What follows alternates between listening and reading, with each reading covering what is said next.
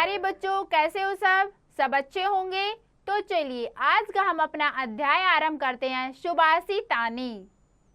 सुभाषितानी मतलब अच्छी अच्छी बात, चीजों के बारे में, अच्छी अच्छी बातों के बारे में हम पढ़ते हैं।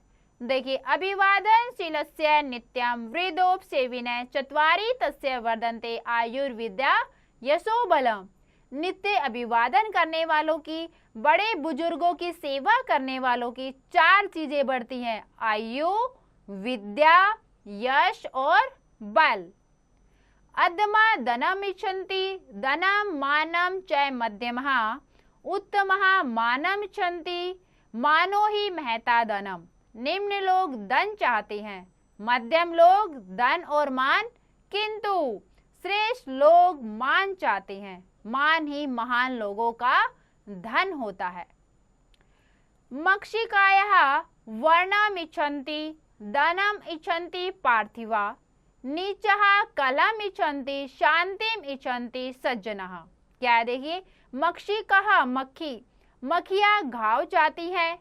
क्यों? उनको घाव से उनका पेट भरेगा। और राजा धन चाहते हैं, राजाओं को धन की इच्छा होती है। लेकिन जो निम्न लोग हैं, नीचे लोग हैं, वो झगड़ा चाहते हैं और सज्जन शांति चाहते हैं। प्रिय वाक्य प्रदानेन सर्वे तुष्यन्ति जन्तवः तस्मात् तदेव वक्तव्यं वचने का दृढ़ता। प्रिय वाक्य बोलने से सभी प्राणी संतुष्ट होते हैं, फिर वैसा ही बोलना चाहिए। इस प्रकार बोलने में कैसे कंजूसी? यस्ति नास्ति स्वयं प्रज्ञा शास्त्रम तस्य करोति किम लोचनाभ्याम विहीनस्य दर्पणः किम करिष्यति। यस्ति नास्ति स्वयं प्रज्ञा, जिसकी स्वयं की बुद्धि नहीं है, अपनी आपकी उसकी बुद्धि काम नहीं कर रही है, तो शास्त्र जो अच्छी बातें हैं वो उसका क्या कर सकते हैं? आंखों से हीन अंधे का शीशा क्या करेगा, अर्थात उसे शीशे का क्या लाभ? अगर कोई अंधा व्यक्ति है, अगर उसको शीशा दिखाएंगे तो उसको उसका कोई लाभ नहीं, वो शीशा देख नहीं पाएगा। अगला, विद्वत्वम च नृप्तम च नैवम तुल्यम कदाचन स्वदेशे पूज्यते राजा विद्वान सर्वत्र पूज्यते। विद्वान और राजा की कभी भी एक समान नहीं होते हैं। क्यों? क्योंकि राजा तो केवल अपने देश में पूजा जाता है और जो विद्वान है वो हर जगह पूजे जाते हैं। तो ये हमारे श्लोक हैं। कितनी अच्छी अच्छी बातें सीखी हमने इससे। अब हम करते हैं इसका अभ्यास कार्य। तो पहला रिक्त अभ्यास है। अभ्यास पहला है, रिक्त स्थानानि पूरयत। रिक्त स्थानों को भरिए, फिल इन द ब्लैंक्स। क अभिवादनशीलस्य, क्या लिखेंगे यहाँ पे? बोलिए जल्दी से। अभिवादनशीलस्य वृद्धोपसेविनः चत्वारि तस्य वर्धन्ते। ठीक है, अभिवादनशीलस्य वृद्धोपसेविनः, अभिवादनशीलस्य नित्यं वृद्धोपसेविनः चत्वारि तस्य वर्धन्ते आयुर्विद्या यशो बलम। आगे है, डैश मध्यमा उत्तमा डैश धनम। डैश मध्यमा उत्तमा डैश धनम। तो क्या लिखेंगे इसमें? अधमा धनम इच्छन्ति धनम मानम च अधमा उत्तमा मानम इच्छन्ति मानो ही महताम धनम। अगला क्या है देखिए, प्रिय वाक्य डैश डैश दृढ़ता। तो क्या लिखेंगे? प्रिय वाक्य प्रदानेन सर्वे तुष्यन्ति जन्तवः तस्मात् तदेव वक्तव्यं वचने का दृढ़ता। अगला है, दूसरा प्रश्न हमारा, निम्नलिखितानां प्रश्नानां उत्तराणि ददत। निम्नलिखित प्रश्नों के उत्तर दीजिए। Answer the following question. तो क्या लिखे? अभिवादनशीलस्य किम किम न वर्धते। जो बड़ों का आदर नहीं करता उनका क्या नहीं बढ़ता? तो उनका तो कुछ भी नहीं बढ़ेगा जो बड़ों का आदर नहीं करेगा। तो क्या लिखेंगे? अभिवादनशीलस्य किमपि न वर्धते, कुछ नहीं बढ़ेगा। ठीक है, अभिवादनशीलस्य किमपि न वर्धते। महतां धनम किमति, महतां धनम किमति। सोचिए क्या होगा इसका? महतां धनम किमति। क्या लिखेंगे? महतां जो महान व्यक्ति हैं उनके लिए धन कौन सा होता है? महताम धनम मानो, यानी कि मान सम्मान। क्या लिखेंगे? महता धनम मानमती, जो महान लोग होते हैं उनके लिए सम्मान ही उनका धन होता है। मक्षिका किम इच्छन्ति, मक्खी की क्या इच्छा है? मक्षिका वर्णम इच्छन्ति, मक्सी घाव की इच्छा रखती, घाव चाहिए उसको खाने के लिए। तो क्या लिखेंगे? मक्षिका वर्णम इच्छन्ति। आगे जंतवे केन प्रकारेण तुष्यन्ति, सभी प्राणी कैसे संतुष्ट होते हैं? मीठे वचन बोलने से। तो क्या लिखेंगे? जंतवे प्रिय वाक्य प्रदानेन, यानी कि मीठे वचन बोलने से सभी प्राणी संतुष्ट होते हैं। तो क्या लिखेंगे?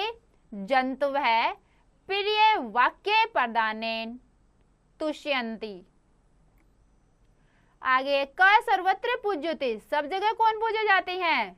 विद्वान। तो क्या लिखेंगे? विद्वान सर्वत्र पूज्यते। तीसरा प्रश्न हमारा भावार्थम लिखत, भावार्थ लिखिए, समराइज। तो पहला क्या है देखिए इसमें, अधमा धनम इच्छन्ति, अधमा धनम इच्छन्ति, अधमा धनम इच्छन्ति, धनम मानम च मध्यमा, उत्तमा मानम इच्छन्ति, मानो ही महता धनम। ठीक है, तो क्या लिखेंगे इसका बोलिए? अधमा धनम इच्छन्ति, इसका भावार्थ हमें बताना है। तो क्या लिखेंगे? अधमा धनम इच्छन्ति, यानी कि जो निम्न लोग होते हैं वो धन को चाहते हैं, और जो मध्यम लोग हैं वो धन और मान, किंतु श्रेष्ठ जो लोग होते हैं वो मान चाहते हैं, और जो मान ही है वो महान लोगों का धन होता है। इसका भाव क्या है कि जो श्रेष्ठ व्यक्ति है, भाव क्या है इसका भावार्थ है कि जो श्रेष्ठ लोग होते हैं उनको धन की कोई इच्छा नहीं है, सिर्फ उनको सम्मान चाहिए होता है। जो श्रेष्ठ लोग हैं उनको इज्जत सम्मान की उनको आवश्यकता होती है, वही उसी की वो इच्छा रखते हैं। दूसरा है हमारा, देखिए दूसरे में क्या बोला गया है? यस्ति नाश्चेत स्वयं प्रज्ञा तस्य शास्त्रम करोति किम लोचनाभ्याम विहनस्य दर्पणम किम करिष्यति, यानी कि जिसके पास अपनी बुद्धि नहीं है, जो अपनी बुद्धि का प्रयोग नहीं करता, उसका शास्त्र क्या करेंगे? उसको कितने ही बड़े पुस्तकें दे दो, उसके लिए कोई लाभ नहीं है जब अपनी बुद्धि यूज नहीं करेगा। उसी प्रकार अगर एक अंधा व्यक्ति है, अगर उसको शीशा दिखाएंगे तो शीशे का उसके लिए कोई प्रयोग नहीं है, तो उसका शीशे का कोई लाभ नहीं है। यानी कि इसका अर्थ ये हुआ कि अगर हमें पढ़ाई करनी है, कुछ समझना है, तो उसके लिए हमें बुद्धि की सबसे ज्यादा आवश्यकता होती है। अब हम करेंगे अगला प्रश्न, देखिए है हमारा 4th, संस्कृते अनुवादम कुरु, संस्कृत में अनुवाद कीजिए, ट्रांसलेट इनटू संस्कृत। हमें बड़ों की सेवा करनी चाहिए। तो बताइए इसका संस्कृत में क्या लिखेंगे? हमें बड़ों की सेवा करनी चाहिए। तो क्या लिखेंगे? अस्माभिः वृद्धान् सेवां कर्तव्या, अस्माभिः वृद्धां सेवां कर्तव्या। दूसरा, सज्जन लोग शांति चाहते हैं किंतु निम्न लोग झगड़ा। तो क्या लिखेंगे? सज्जना जना शांतिम इच्छन्ति, सज्जना जना शांतिम इच्छन्ति किंतु निर्जना विवादम। अगला, आंखों से अंधे का दर्पण क्या कर सकता है? तो क्या लिखेंगे? आंखों से अंधे का। तो क्या लिखेंगे इसमें? नेत्रहीनस्य दर्पणः किम करिष्यति, नेत्रहीनस्य दर्पणः किम करिष्यति। आगे, मधुर बोलने में दरिद्रता नहीं करनी चाहिए, मीठा बोलने में दरिद्रता नहीं दिखानी चाहिए। तो इसका बोलिए क्या लिखेंगे हम संस्कृत अनुवाद? संस्कृत में बनाइए, इसका क्या बनाएंगे? मधुर वचनम वदने दरिद्रता न कर्तव्या, मधुर वचनम वदने दरिद्रता न कर्तव्या। राजा अपने देश में पूजा जाता है किंतु विद्वान की सब जगह पूजा होती है। तो क्या लिखेंगे? निरपय सर्वत्र, जो निरपय है यानी कि जो राजा है वो कहाँ पूजा जाता है? अपने देश में। तो क्या लिखेंगे इसमें? राजा अपने देश में पूजा जाता है और विद्वान सब जगह। तो क्या लिखेंगे? निरपय स्वदेशे पूज्यते, विद्वान सर्वत्र पूज्यते। ठीक है, निर्भय स्वदेशे पूज्यते, विद्वान सर्वत्र पूज्यते। अगला है